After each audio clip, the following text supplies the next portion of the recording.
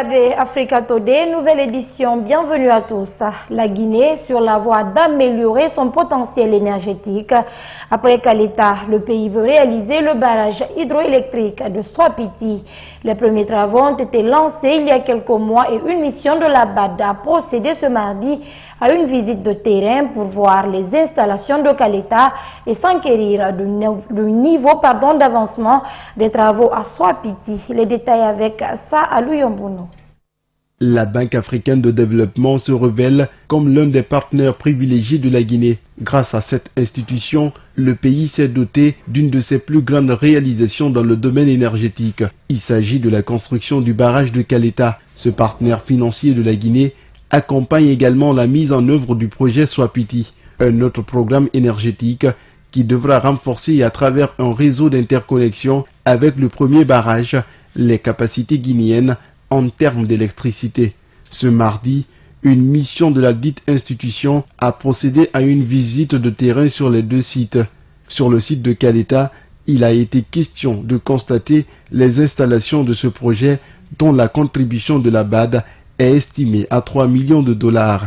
Et sur le deuxième, s'enquérir de l'état d'avancement des travaux. Ils sont venus visiter le site, n'est-ce pas, de Swapiti, parce que dans le cadre de leur coopération avec la Guinée, ils veulent savoir ce qui se fait de vraiment probant. Voilà. Il n'est pas exclu qu'au fil de l'évolution de la maturité du projet, que nous leur tendions la main pour un tel autre besoin. Sur le chantier de Swapiti, ce sont les machines et les ferrailles qui font encore la loi. Les travaux sont intenses, les ouvriers et les ingénieurs sont à l'œuvre pour aboutir au premier résultat. Tout comme à Caleta, les experts de la BAD se disent satisfaits. Nous sommes très contents de nos visites. Nous repartons très satisfaits du travail qui est accompli ici en Guinée. Nous avons été très satisfaits du fait que le barrage Caleta actuellement marche à 50%, mais avec Swapiti, ça va permettre qu'il tourne à 100%. En dehors de ces deux barrages, d'autres projets hydroénergétiques, notamment l'étude d'interconnexion Linsampoumi, sont financés par la BAD. Cet autre permettra d'alimenter la Haute-Guinée et une partie de la forêt en électricité.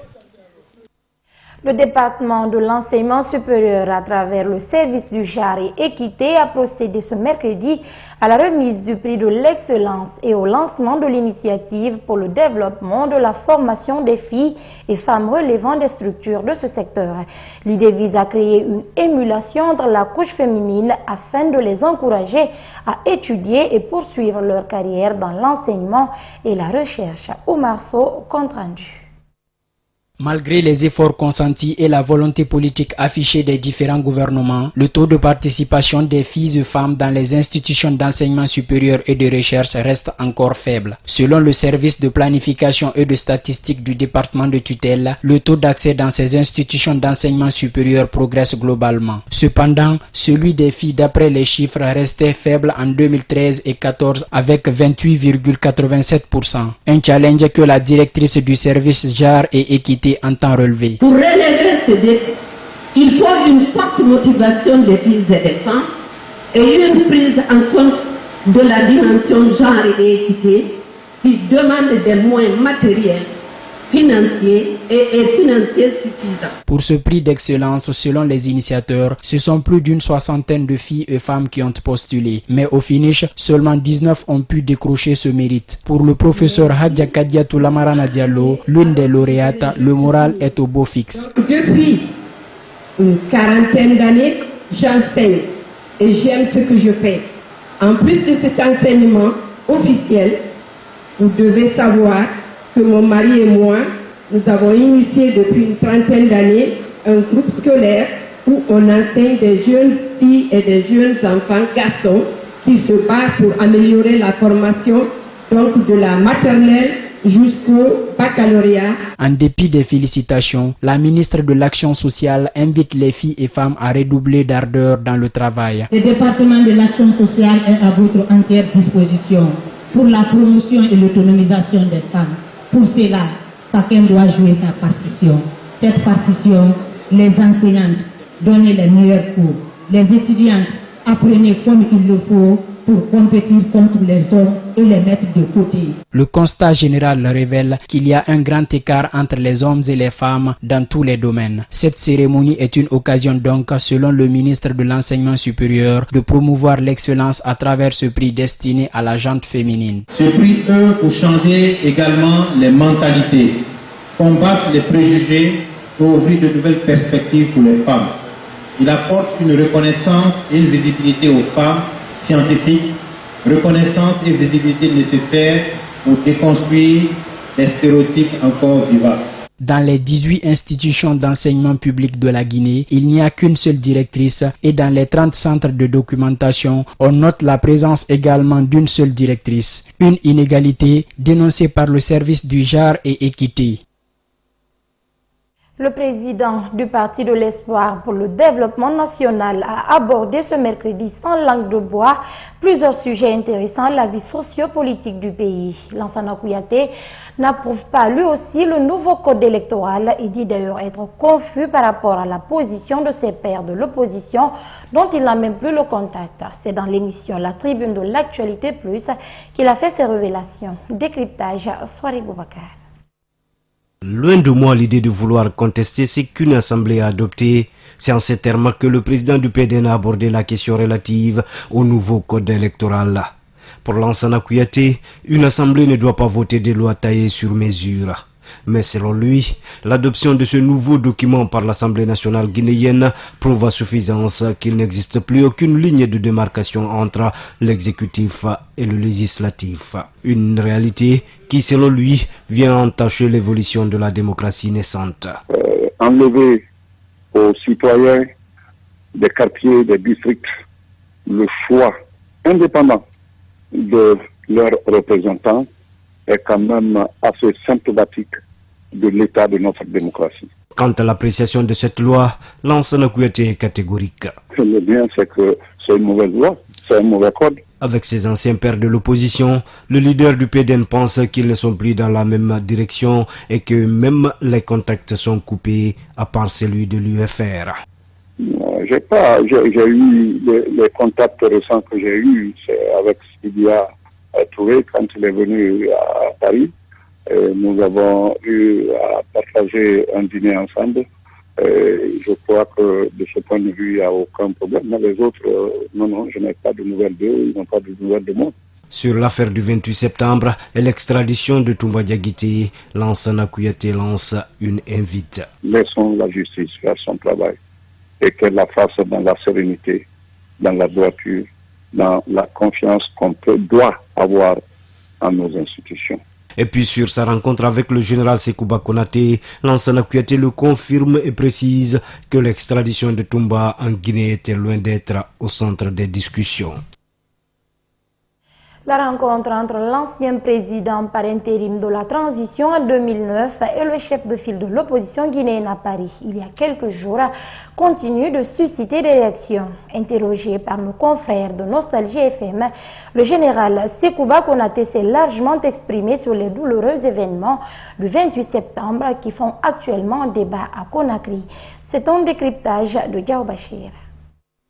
Il y a 8 ans maintenant, la République de Guinée a connu l'un des événements les plus douloureux de son histoire. Le 28 septembre 2009, date à laquelle des dizaines de Guinéens ont été tués, d'autres humiliés à Conakry. Interrogé hier par nos confrères, le général Sekouba Konaté souhaite que le dossier du 28 septembre soit transféré à la CPI. Je pense que le dossier du 28 septembre, c'est un dossier très sensible. Pour éviter à notre pays le chaos, la communauté internationale, la CPI, c'est toutes les documentations en main ici. Ils doivent prendre ce problème en main. Moi-même, si j'étais à la place de Toumba, j'aurais dit de le transférer directement à la CPI. Que les gens puissent faire un jugement de transparence. Revenant sur les informations selon lesquelles il aurait cité des noms qui seraient impliqués dans le dossier du 28 septembre, l'ancien ministre de la Défense répond. Je n'ai cité aucun nom. Donc, je réitère encore que ça a été truqué. Tout est possible maintenant, selon l'informatique.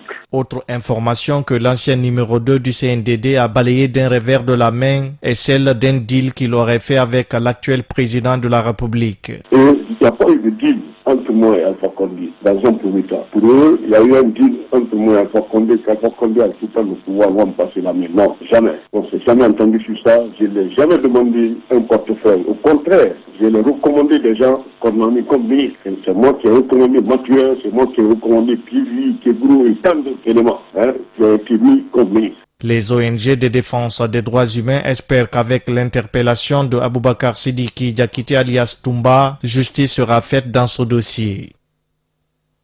Pour améliorer la gouvernance en République de Guinée, un atelier de concertation multi-acteurs sur la problématique de la bonne gouvernance se tient à Conakry. L'activité vise à accompagner le processus de repositionnement de la société civile guinéenne, renforcer ses capacités pour qu'elle puisse jouer pleinement son rôle d'acteur de développement. Une initiative du programme d'appui aux organisations de la société civile PASOK, financée par l'Union européenne à travers le 10e FED. Cette rencontre regroupe une centaine de représentants de la société civile du pays. Moussa Sefa Kamara. La bonne gouvernance reste un défi majeur pour les pays en voie de développement. C'est dans ce cadre de relever ce défi que s'inscrit cette rencontre d'échange et de partage des acteurs de la société civile guinéenne. La démarche consiste à réduire les crises sociales à travers la gestion efficace du quotidien des citoyens. Selon le président du Balai citoyen, la pérennisation de la mauvaise gouvernance dans le pays s'expliquerait par l'incivilité de certains cadres. La crise du civisme est en partie le résultat de l'accumulation des diverses frustrations nées pour l'essentiel de l'inaptitude des pouvoirs publics de répondre favorablement aux attentes d'une population urbaine en majorité jeune et sans emploi. Si le rôle des acteurs de la société civile est de dénoncer, veiller et alerter les gouvernants, à date, le schéma n'est plus le même. D'où l'invite du régisseur et chef d'équipe de PASOK à l'endroit de la société civile guinéenne. Les organisations de la société civile sont dans une nouvelle phase, dans une nouvelle dynamique qui est aujourd'hui d'accompagner les autorités dans le sens d'une meilleure prise en charge des préoccupations des populations. Et cela passe par des réflexions comme celles que nous avons aujourd'hui. Pour le représentant du gouvernement, il serait important pour les dirigeants de s'armer d'un certain nombre de critères pour rendre effective la bonne gestion des affaires de l'État. La transparence, la lutte contre l'impunité, la gabegie financière et la pollution, de même que l'accès à l'information, l'instauration de l'état de droit, la responsabilisation et la gestion du secteur public sont toutes les caractéristiques liées à une bonne gouvernance. Le niveau de développement humain et économique a connu une forte baisse ces derniers temps en Guinée en raison de la malversation couplée au détournement des deniers publics. Pour améliorer les conditions de vie des citoyens, il faut des services sociaux de base, notamment l'eau, l'éducation, l'assainissement et le transport, pour ne citer que ceci. La journée de concertation dans le cadre du projet Promotion des droits humains, égalité de sexe, journalisme sensible au genre a eu lieu ce mercredi à Conakry. C'est une initiative de l'Association des femmes journalistes de Guinée. Cette rencontre d'échange et de partage soutenue par le programme d'appui aux organisations de la société civile vise à renforcer les capacités des journalistes pour lutter contre les violences basées sur le genre. Salom Pondé. Notre ambition, c'est de voir les médias s'intéresser davantage sur les questions de l'égalité des sexes.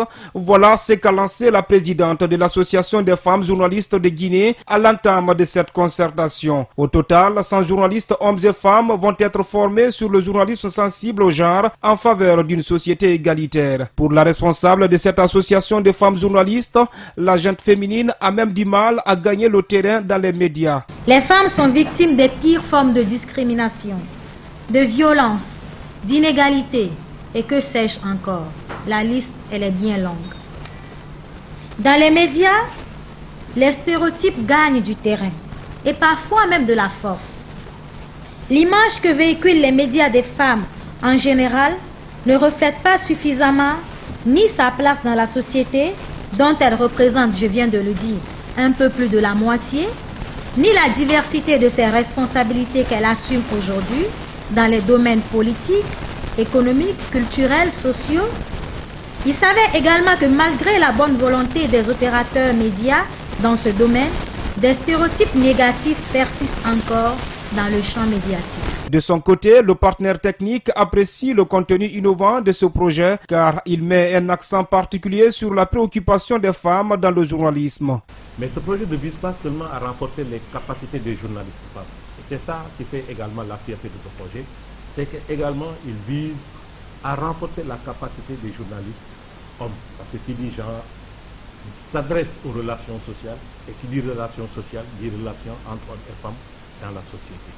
C'est pourquoi, quand j'ai eu à regarder un peu le contexte d'analyse du projet, j'ai vu que dans le développement, on a parlé d'essayer de permettre à ces journalistes de regarder la société en portant des lunettes genre.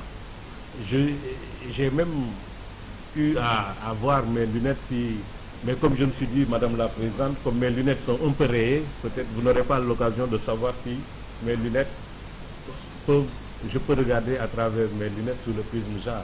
Donc c'est ça qui me rassure un peu. Donc ce qui veut dire que ce qui est recherché à travers ce projet, c'est vraiment la sensibilisation des journalistes. Pour le ministre de la Communication, Rachid Ndiaye, cette association doit aussi s'intéresser à d'autres formes de violence faites aux femmes dans leur environnement de travail. Je pense aussi qu'une association de femmes journalistes doit aussi prendre en compte aujourd'hui les questions de harcèlement, comme le combat est en train de mener un peu dans d'autres pays aujourd'hui, c'est le harcèlement moral, harcèlement sur le lieu du travail.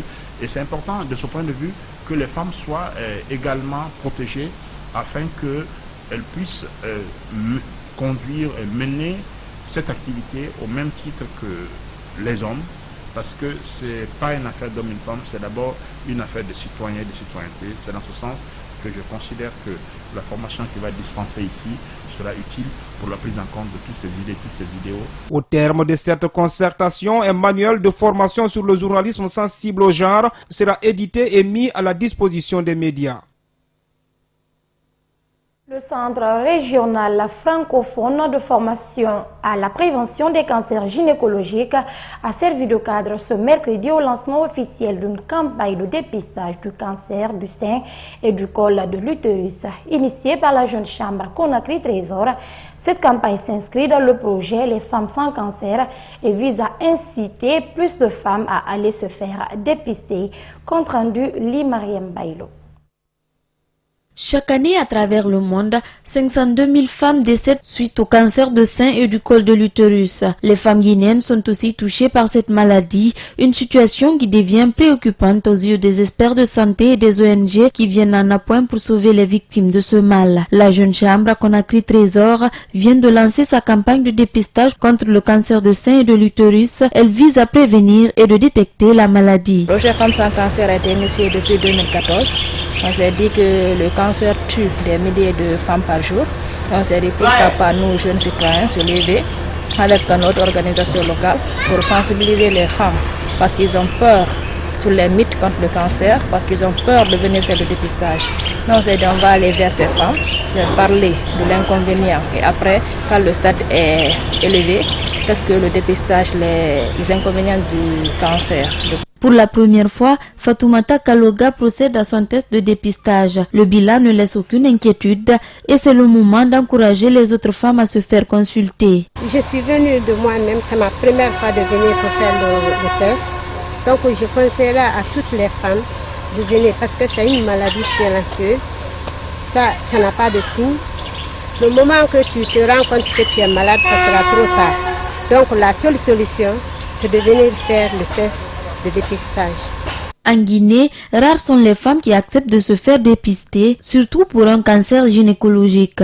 Depuis ce matin, le Centre régional francophone de formation et de prévention des cancers gynécologiques a reçu une cinquantaine de patients dans un état qui encourage aux yeux des médecins traitants qui sollicitent un renforcement de dispositifs.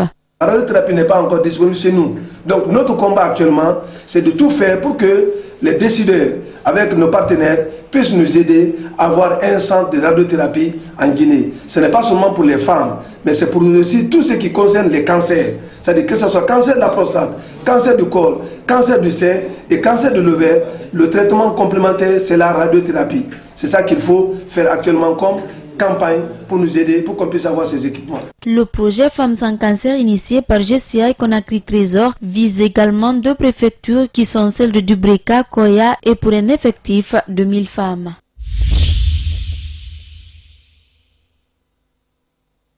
Le président de la Commission de l'Union africaine, Moussa Faki Mohamed, a effectué sa première visite officielle au Soudan du Sud. Il appelle au cessez-le-feu et à plus d'actions humanitaires. Regardez. Le président de la Commission de l'Union africaine, Moussa Faki Mohamed, a effectué une visite officielle au Soudan du Sud les 26 et 27 mars 2017. Avec une délégation de hauts fonctionnaires des Nations Unies, Moussa Faki Mohamed a pu s'enquérir de la situation sécuritaire et humanitaire à l'intérieur du pays. J'ai également effectué un déplacement hier dans une localité, je crois, Ganiels, où j'ai vu ce que font les humanitaires pour venir en aide à ces populations qui souffrent de famine. Cette famine est la conséquence directe de la situation d'instabilité et d'insécurité dans le pays. Le Soudan du Sud est en guerre civile depuis 2013, un conflit qui a occasionné la mort de milliers de personnes et a fait de nombreux déplacés. À la veille de la visite au Soudan du Sud du président de la Commission de l'Union africaine, 6 humanitaires ont perdu la vie dans une embuscade. Les observateurs avancent qu'il s'agit de l'attaque la plus meurtrière frappant les humanitaires en 3 ans de guerre civile. Sur le plan humanitaire, je devrais le dire en premier, nous dénonçons et condamnons les actes qui ont conduit à l'assassinat de 6 personnes qui sont venues dans le cadre humanitaire pour aider les populations. Et nous demandons par l'occasion au gouvernement et tous les acteurs de respecter et de protéger les humanitaires qui sont venus pour aider les populations sinistrées. Hormis la situation sécuritaire délétère, le Soudan du Sud est touché par la famine. Selon le Haut Conseil des Nations Unies, plus de 100 000 personnes sont touchées par la faim. Les femmes et les enfants sont les plus vulnérables. L'institution révèle qu'environ 5,5 millions de personnes seraient touchées par ce fléau d'ici juillet 2017.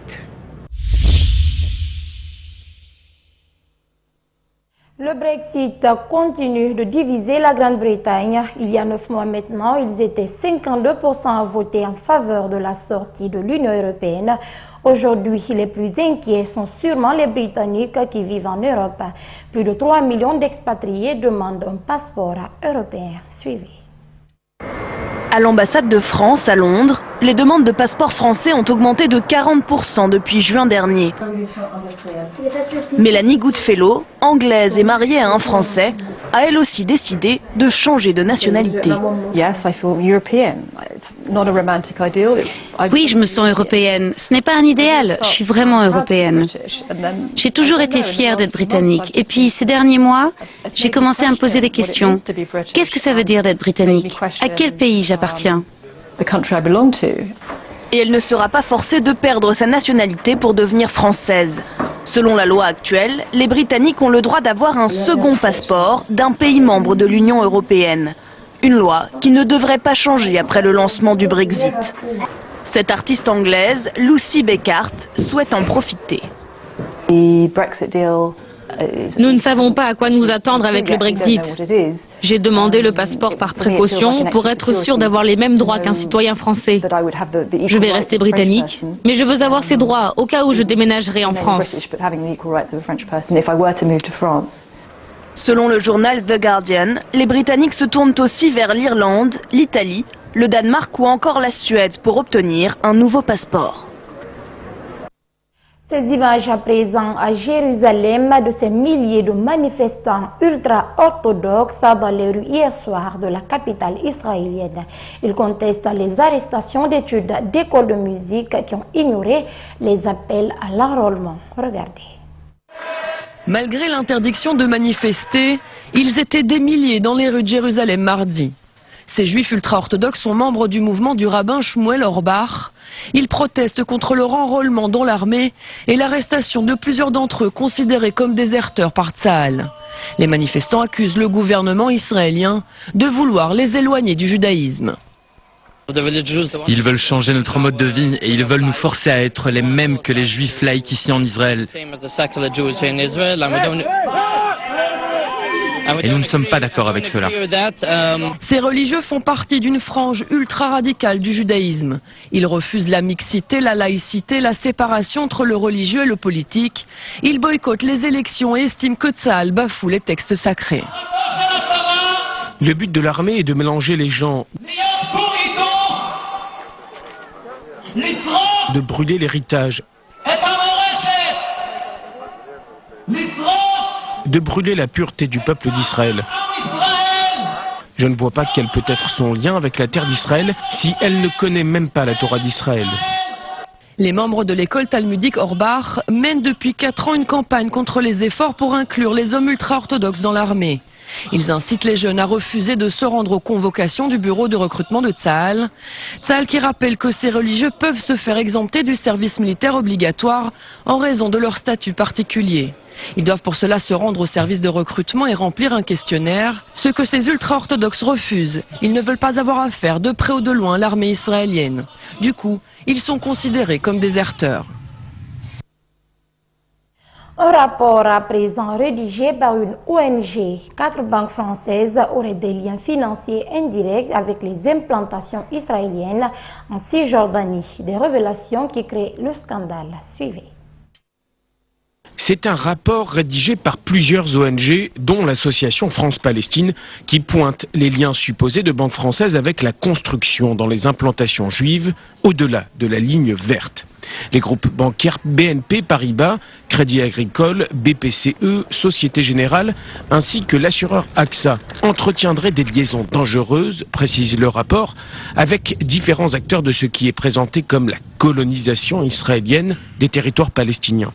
À côté de l'association France-Palestine, on retrouve la CGT, la Ligue des droits de l'homme ou encore l'Union syndicale solidaire. Le document distingue plusieurs degrés d'implication des banques françaises. Certaines posséderaient des participations directes dans des banques israéliennes actives dans la construction d'implantations.